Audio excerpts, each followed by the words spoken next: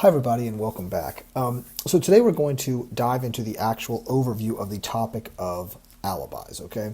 And so one of the things that's important about talking about alibis is kind of starting at the very, very beginning and even before the beginning. And we've kind of done that already. We've talked about psychology and law and the differences between psychology and law. We've talked about eyewitness identification. We've talked about different research methods, right? And the importance of research methods. As Socrates very famously said, the beginning of wisdom is a definition of terms, right? And so the basic idea here being that in order to actually have true wisdom, you need to actually know and have a clear definition of what it is that you're talking about. And that's where we're going to start here. What is an alibi, right? We need to actually have a definition of what an alibi is. It's a term that's thrown around a lot, but what actually is it? An alibi is basically a defense that places the defendant at the relevant time of a crime in a different place than the scene involved and so removed therefrom as to render it impossible for one to be the guilty party, right? And so an alibi is truly an eyewitness, not that you didn't commit the crime, but that you were in a different location from where the crime took place, and therefore the laws of physics dictate you could not have possibly been the offender, right? If an alibi is shown to be false, it can be considered as supporting guilt. If an alibi cannot be verified, it's considered neutral, right? And so we see here straight out of the gate, right? If an alibi is false, an alibi could actually hurt you as opposed to help you. If you simply say, hey, I really can't provide a strong alibi, it's viewed as not helpful or harmful. And we'll talk about why that matters moving forward.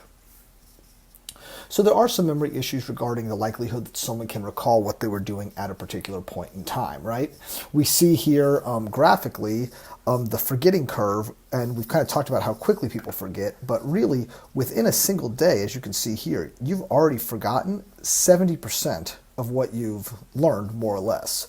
Within 2 days, it's, close to 75%. And within a month, you have quite literally forgotten 80% of what you've processed, right? And now, that's not anyone's fault. That's just the way human memory works, right? Individuals' perceptions of alibi quality can also change too, right? Is someone mistaken? Is someone intentionally lying? Is someone telling the truth, right? These individual perceptions also matter. So what makes a believable alibi? Well, how can you prove where you were at a specific date or time? If we know that an alibi is a claim that you were elsewhere at the time of the crime, we need to say where you were and what time you were there. Well, there's only really two forms of evidence: person evidence and physical evidence. And we'll kind of go in throughout this lecture, we'll go into what those differences are and kind of show how these can be helpful or possibly not quite as helpful as we would hope throughout this process. But before we do that, we're going to do a quick exercise. If I were to ask you, where were you on July 4th? Now, obviously I'm not going to sit here for 5 to 7 minutes on YouTube and wait while you try and gather evidence. But if I were to ask you, tell me where you were on July 4th, take 5 to 7 minutes and gather all the evidence of your alibi. We all know, at least in the United States, that July 4th is Independence Day in America.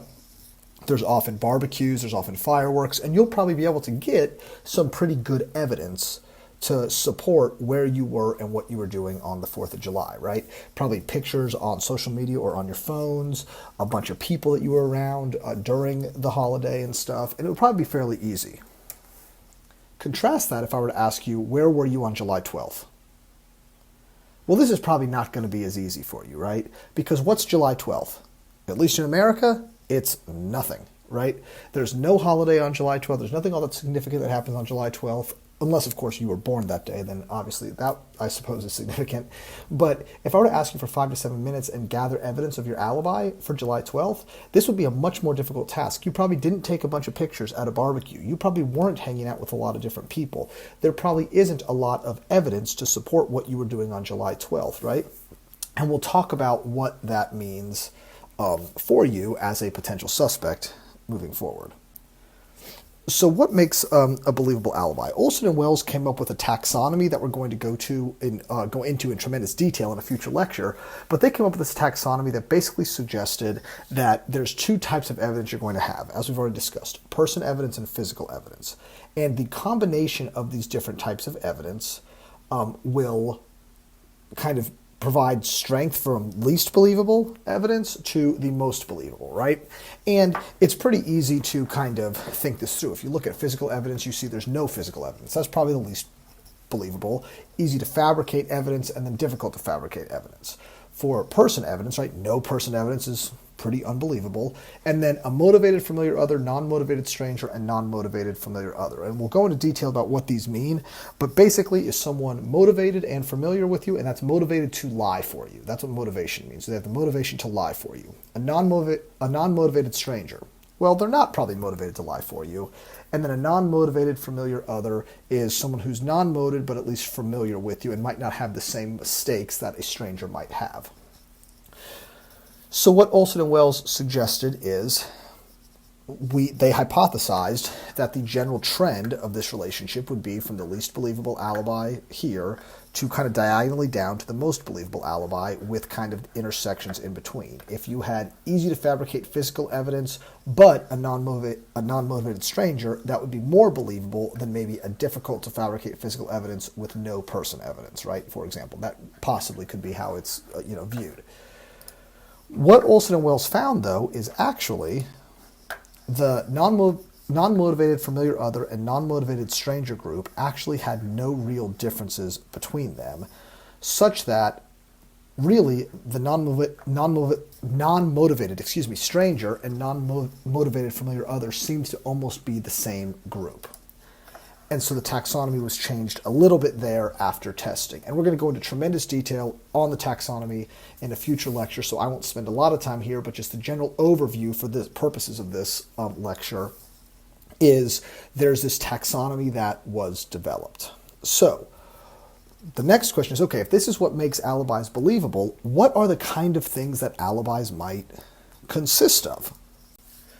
Well, there's been tremendous research on this, and what they consist of is person evidence as well as physical evidence, and we'll talk about those here. Specifically, Colhan et al. Here in 2008 tried to suggest that perhaps there's differences in person evidence based on cultural groups. So they looked at non-Hispanic whites and Hispanic whites to see, are the people who we hang out with going to possibly influence our alibis? And what they found is that non-Hispanic whites had mostly friend corroborators, right? If you are like your general kind of, and this is probabilistically, so I just want to say that we're talking strictly in terms of probabilities, that if you are a white person in the United States, more likely than not, you are going to be hanging out and socializing with friends, right? And if you think about or TV shows, right, very popular sitcoms like Seinfeld or Friends, right?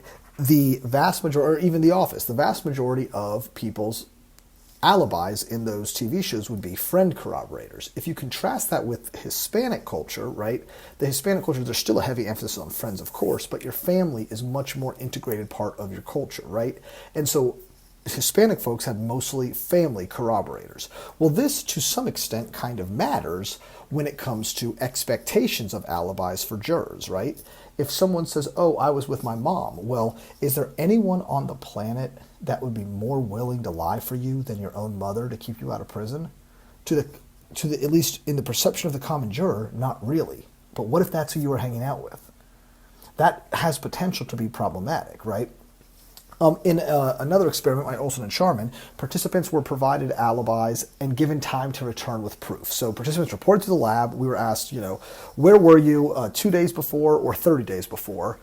They tell you what they were doing, and then they come back to the lab with proof. Let's see what you found out.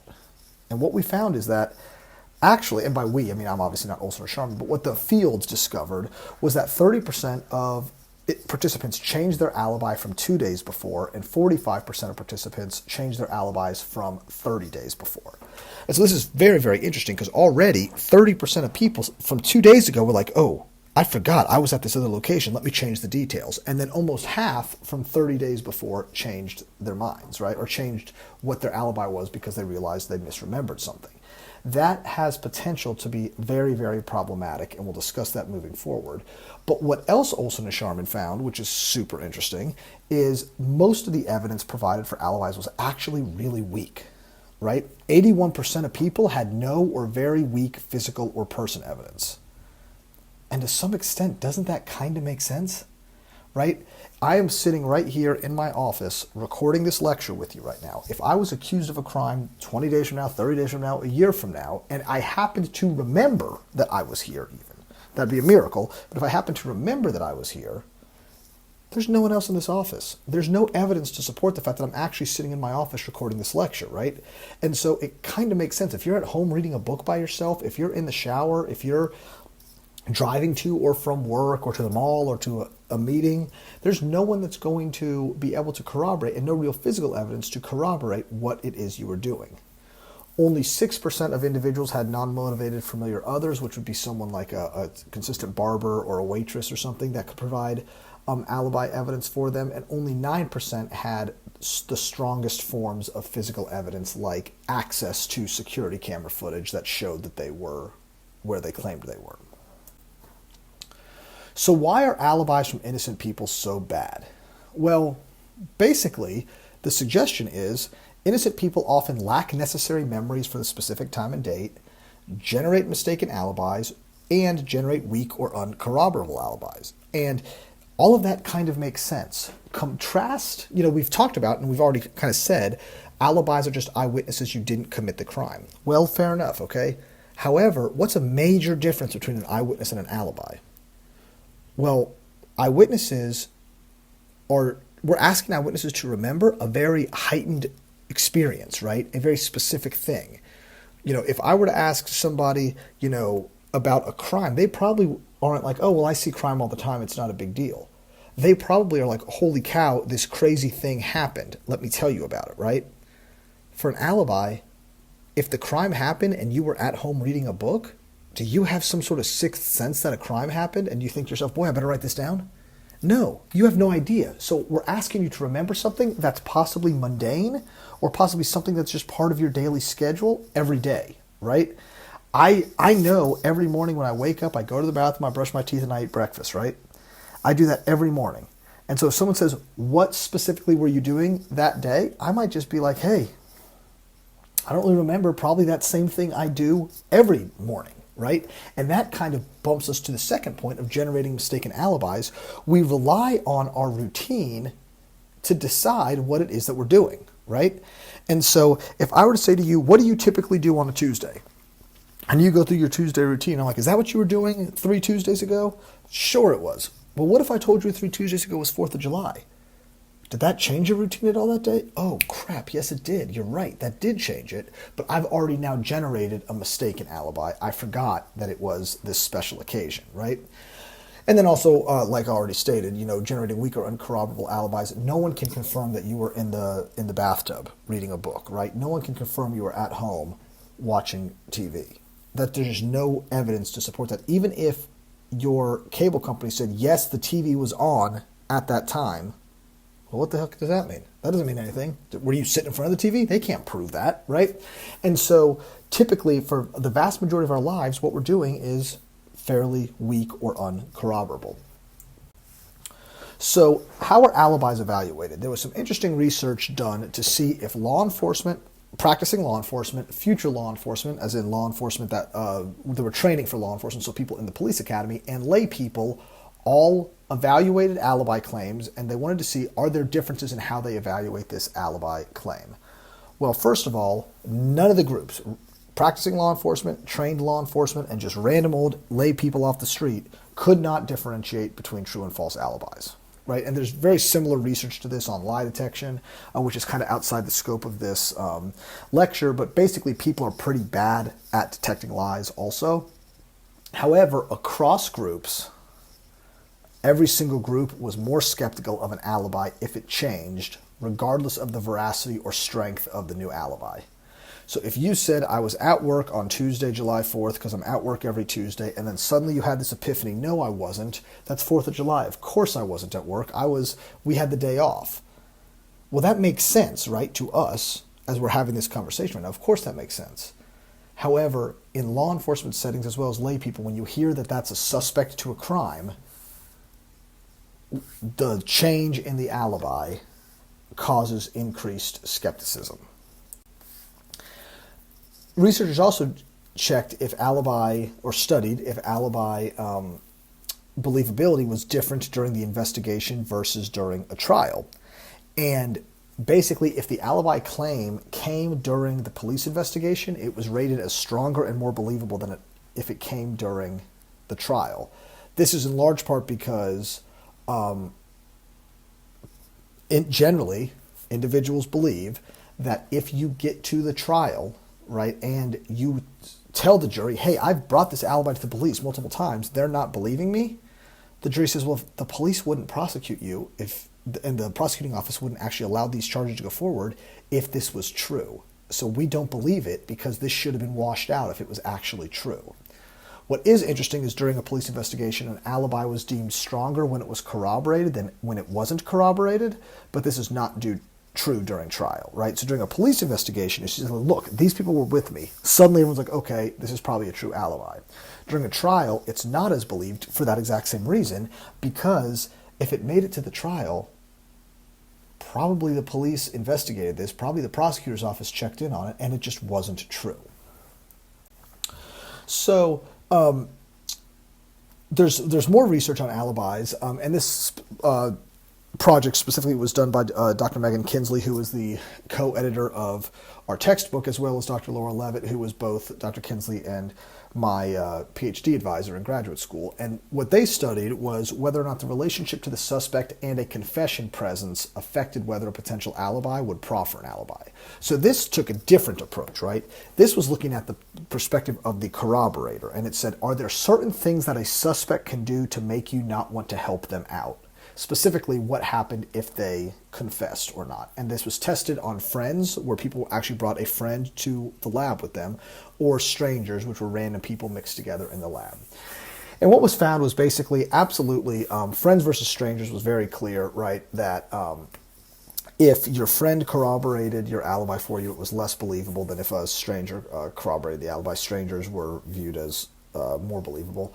And a main effect, obviously, for the presence of a confession. If the suspect confessed, only 39% of people were willing to corroborate the alibi, versus if the suspect didn't confess, then more people were willing to. What's the most interesting thing, though, from time 1 to time 2, is that potential alibi corroborators were less likely to want to be an alibi after hearing about the suspect's confession, regardless of whether or not they were friends or strangers.